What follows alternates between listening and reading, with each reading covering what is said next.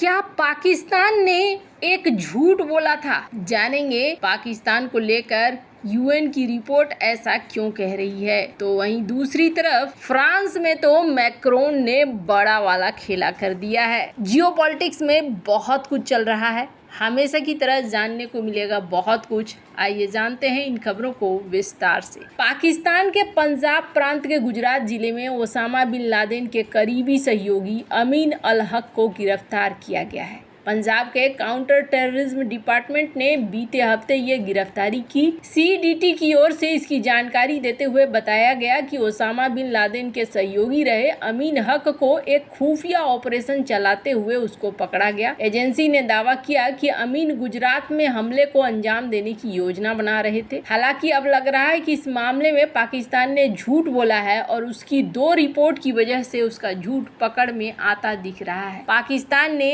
ISI, al Qaeda और तालिबान निगरानी team की 15वीं रिपोर्ट 8 जुलाई को यूएनएससी में पेश की है। इसमें कहा गया है कि पाक अधिकारियों ने मार्च 2024 में अफगानिस्तान से पाकिस्तान में प्रवेश करते समय अवैध रूप से हथियार रखने के आरोप में अमीन अल हक को गिरफ्तार किया। ऐसे में यूएन में रिपोर्ट पाकिस्तान के इस दावे का खंडन करती है कि उसने एंटी टेररिज्म ऑपरेशन में ओसामा बिन लादेन के सहयोगी अमीन मोहम्मद हक को गिरफ्तार किया। यूएनएससी को सौंपी गई रिपोर्ट में उसे अवैध हथियार रखने के आरोप में गिरफ्तार दिखाया गया है। पाकिस्तान के अधिकारी अगर पहले ही अमीन हक को गिरफ्तार कर चुके थे तो हाल ही में क्यों उसकी गिरफ्तारी का दावा किया जा रहा है? पाकिस्तान की एजेंसी क्या झूठा दावा कर खुद ही अपनी पीठ ठोक रही है या फिर वो यूएन और दुनिया की आंखों में धूल झोंकने की कोशिश कर रहा है ताकि ये दिखा सके कि वो आतंकवाद के खिलाफ मुखर है। पंजाब पुलिस का दावा है कि अमीन 1996 में ओसामा बिन लादेन से जुड़ा था और अल-कायदा के अहम लड़ाकों में से एक था। वो कई आतंकी गतिविधियों में भी लादेन के वक्त में शामिल रहा। अमीन अल हक काफी समय तक ओसामा बिन लादेन की सुरक्षा का इंतजाम भी देखता रहा।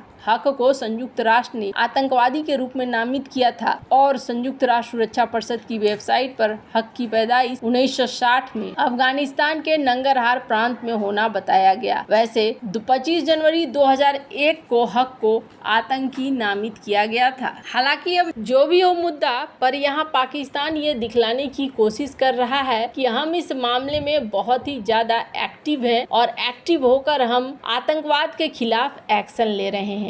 और ये सब कुछ माना जा रहा है इसलिए ताकि पैसे मिले अमेरिका से और अमेरिका यहाँ पर आगे की लड़ाई बढ़ाने में इनकी मदद करे पहले की तरह। जहाँ एक तरफ ये सब कुछ चल रहा है तो वहीं दूसरी तरफ फ्रांस में एक बड़ा खेला हुआ है। फ्रांस के नवनिर्वाचित सांसद मंगलवार को नेशनल असेंबली में बातचीत के लिए जुटे ताकि त्रिशंकु संसद बनने के बाद वे साथ मिलकर बहुमत वाली सरकार का गठन कर सके। संसद के निचले सदन नेशनल असेंबली के लिए चुनाव में वामपंथी, मध्यमार्गी और दक्षिणपंथी दलों में से किसी को स्पष्ट बहुमत नहीं मिला है। राष्ट्रपति मैक्रोन ने सोमवार को अपने प्रधानमंत्री गैब्रियल अटल से सरकार का दैनिक कामकाज संभालते रहने को कहा। वहीं पेरिस ओलंपिक शुरू होने से 3 सप्ताह से भी कम समय शेष है। मैक्रोन बुधवार को वाशिंगटन में उत्तर अटलांटिक संधि संगठन के शिखर सम्मेलन के लिए रवाना होंगे। रविवार के चुनाव में कोई भी गुट सरकार बनाने के लिए आवश्यक बहुमत के करीब भी नहीं पहुंच पाया, जिससे यूरोपीय संघ की दूसरी सबसे बड़ी अर्थव्यवस्था के ठप हो जाने का खतरा बढ़ गया। हालांकि यूरोप में त्रिशंकु संसद बनना कोई असामान्य बात नहीं है, लेकिन फ्रांस के आधुनिक इतिहास में ये स्थिति अभूतपूर्व है। सबसे ज्यादा सीटें जीतने वाली वामपंथी पार्टी न्यू पॉपुलर फ्रंट का कहना है कि उन्हें नई सरकार बनानी चाहिए। गठबंधन में शामिल 3 प्रमुख पार्टी कट्टर वामपंथी फ्रांस अनबाउंड सोशलिस्ट और ग्रीन्स ने प्रधानमंत्री पद का उम्मीदवार तलाशने की बातचीत शुरू कर दी है। उनकी बातचीत आंतरिक मतभेदों की वजह से जटिल हो गई है। कुछ लोग किसी कट्टर वामपंथी नेता को प्रधानमंत्री बनाने पर जोर दे रहे हैं, जबकि अन्य जो मध्यम मार्गी वामपंथ के करीब हैं अधिक स्वीकार्य व्यक्तित्व को प्राथमिकता दे रहे हैं। फ्रांस के प्रधानमंत्री संसद के प्रति जवाबदेह हैं और उन्हें अविश्वास प्रस्ताव के जरिए अपदस्थ किया जा सकता है। वैसे आपको बता दूं, जिस तरीके से चल रहा है यहाँ पर यही देखने को मिल रहा है कि सरकार बनाना यहाँ पर बहुत मुश्किल है और 557 सीटों वाले फ्रांस के निचले सदन में किसी भी पार्टी को स्पष्ट बहुमत नहीं है।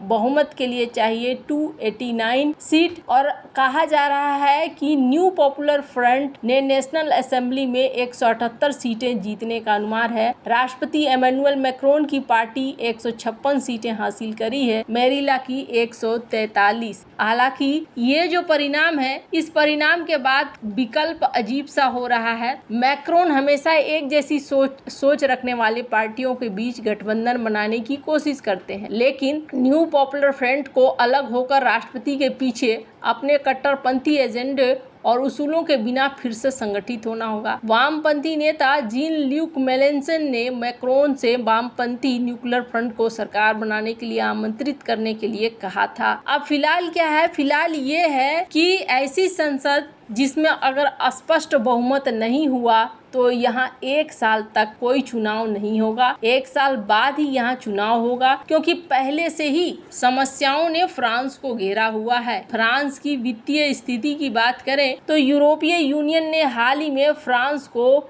एक नोटिस भी दिया है और कहा है कि फिस्कल एडजस्टमेंट करने की जरूरत है। आप जिस तरीके से कर्जा ले चुके हैं और जिस तरीके से आपकी जीडीपी में गिरावट भी देखने को मिल रहा है, और ये जो घाटा है, ये घाटा आपके जो कर्जा पर है उस पर भी असर डाल रहा है, जो करीब आपकी जीडीपी का 110% कर्जा है। और ऐसे में राजनीतिक उथल पुथल भी बहुत ही ज्यादा डेंजरस सिचुएशन खड़ी कर रही है। आपको बता दूं, इसके अलावे लेफ्ट अगर जिस तरीके से सरकार बनाता है तो इकोनॉमिस्ट का कहना है कि इनकी जो पॉलिसी है वो 200 बिलियन यूरो और भी ज़्यादा खर्च कराएगी, क्योंकि इन्होंने क्या कहा था? इन्होंने कहा था फूड, एनर्जी और फ्यूल के लिए हम फ्रीज कर देंगे प्राइस को, यानी इससे ज़्यादा प्राइस नहीं होगा, और मिनिमम जो पारिश्रमिक है उसे भी हम बढ़ा देंगे, 1600 यूरो पर मंथ कर देंगे। उसके बाद इन्हों टैक्स वगैरह के लिए भी इन्होंने कहा कि प्रॉफिट देंगे, और हम एक बार फिर से फॉर्चून टैक्स लेकर आएंगे अमीर लोगों के ऊपर, और इसके अलावे एग्रीकल्चर की पॉलिसी वगैरह को चेंज करेंगे। माना जा रहा है जो ये सीन बहुत ही ज्यादा खतरनाक है। अब इसी बीच में मैक्रोन की एक और चाल देखने को मिली संसद में, और मैक्रोन ने यहाँ पर थोड़ा पासा पलट दिया। स्पीकर का चुनाव, स्पीकर किसी भी असेंबली के लिए बहुत ज्यादा महत्वपूर्ण होता है, और स्पीकर के चुनाव के लिए फ्रांस में मैक्रोन ने सेंटर राइट पार्टी से बातचीत कर ली है, और सेंटर राइट से बातचीत करने के बाद यहाँ पर इन्होंने सेंटर राइट के साथ गठबंधन कर लिया है, और गठबंधन करके यहाँ पर ये स्पीकर ले आए हैं अपना। अब जब स्पीकर अपना आ गया है तो सवाल ये उठता है कि अभी तक फ्रांस के इतिहास में यही देखा गया है कि जिनका स्पीकर होता है उनका ही प्रधानमंत्री होता है, यानी कि आने वाले समय में बहुत कुछ देखने को मिलने वाला है। वैसे आपको क्या लगता है इन सब मामले में? आपकी क्या राय है? कमेंट कर जरूर बताएं। जल्द मिलते हैं अगले वीडियो में नई खबर के साथ।